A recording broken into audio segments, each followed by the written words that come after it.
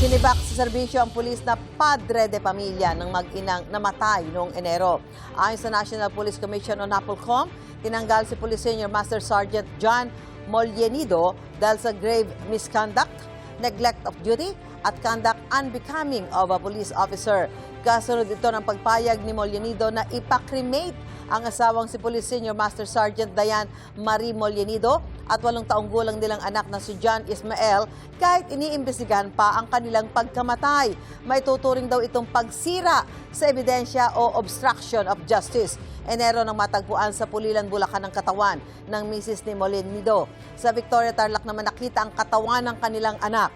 Ayon sa kampo ni Mollenido, hindi niya intensyon na sumira ng ebidensya sa pagpayag na i-cremate ang kanyang mag-ina.